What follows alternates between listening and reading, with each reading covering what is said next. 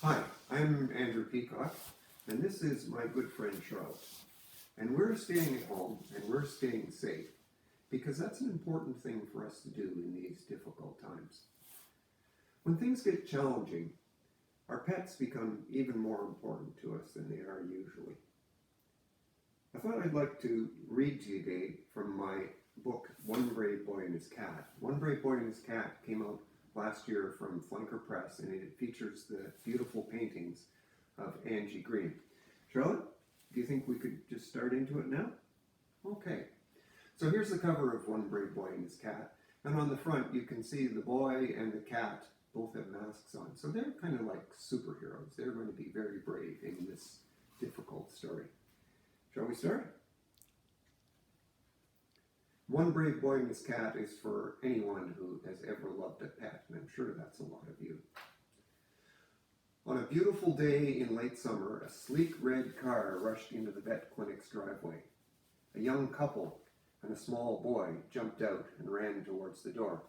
So here you can see Angie's painting of the family driving up to the vet clinic.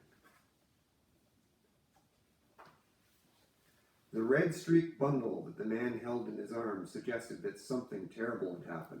Now that doesn't sound good, does it, Charlotte? A red streaked bundle. Doesn't sound real good. So there's the family coming into the vet clinic.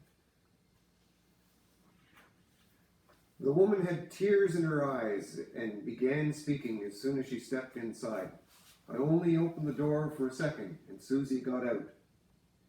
She ran to the road and the car went right over it. See that, Charlotte? There's the cat. And you can see there's poor Susie running out in front of the car. And you notice that there's a butterfly that she's chasing. Now, if you have a look at the book sometime later, you can see that the butterflies are important in this story. The mother turned to her son and placed both of her arms on his shoulders. Nick, can you wait in this room while Dad and I go in and get Susie looked at? Sure, Mom. So there's Nick talking with his mother.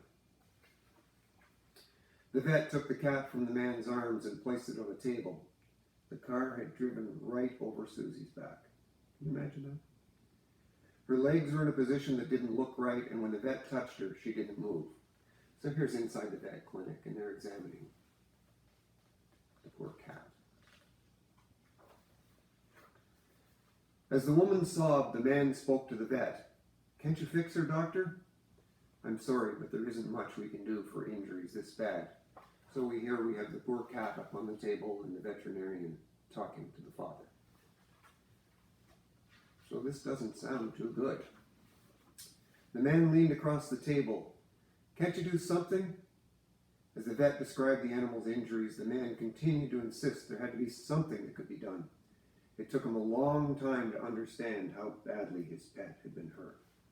So there's the man, and he wants something done, but it doesn't sound like there's much can be done for poor Susie.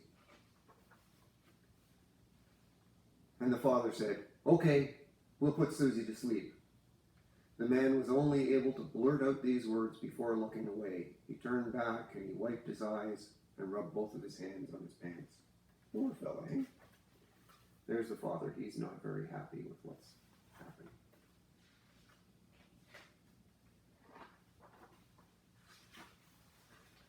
Here's what's going to happen. We'll call Nick in. You tell him that you're going to see what you can do for Susie. Give us 10 minutes to get home, and then call us and say she didn't make it. So the father's saying that he wants to tell Nick something that's really not quite true, is it? That's not so good, Charlotte. And the veterinarian says, I'd rather be honest with Nick. Let me talk with him. But he's only 7 years old, the mother protested. And the vet asks, is Susie Nick's cat? Yes, he's looked after her for 2 years. If Nick is old enough to have a cat, he's old enough to be responsible for it. So there's a veterinarian talking to the family, saying that Nick needs to be responsible for his cat. So the veterinarian goes out and he talks to Nick in the waiting room. Nick, Susie isn't very happy now, and we have no way to make her better. Nick looked up. What are we going to do? When animals are really hurt, sometimes all we can do is put them into a sleep they won't wake up from. If they can't get better, it's the only way we can help.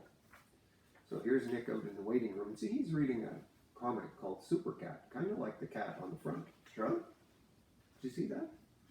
See Super Cat there? The vet called Nick into the examining room. Come and have a look at Susie. She's smashed up pretty bad, isn't she? Yeah, that's gross, said Nick. Her back and her legs are broken, and she's really hurt a lot of things inside. I wish I could fix her, but I can't. Nick looked up over his side of the table. See Nick there? And ran his hand over Susie. You see? That's Nick. So there's Nick looking up over the table. And he sees that his cat is hurt pretty bad. Nick sighed, but there wasn't a tear in his eye. I guess we better put Susie to sleep. I don't want her to be unhappy. Can you tell your mom and dad about this? Nick shrugged his shoulders. Sure. The vet called the parents back in. Nick wants to tell you something. Mom, Dad, we have to put Susie to sleep. She's suffering and we can't make her happy again. When the parents turned away from their son, Nick reached up to hug his mother. That's okay, Mom. Susie will be happier this way. So there's Nick explaining to his parents what they have to do with poor Susie. Nick's words didn't stop the tears of his parents. They felt pain from losing the family pet and relief from making the right decision. But more than anything, they felt proud of their very brave son. And there's the family walking away at the end, back to their car to leave. So that's the story of one brave boy and his cat. Charlotte, it's not a real happy story, is it? But it's an important story. It's important that we remember that sometimes doing the right thing for our animals is not doing the easy thing. And we need to do the right things when our pets really need us. Thanks very much for listening. I hope you enjoyed the story.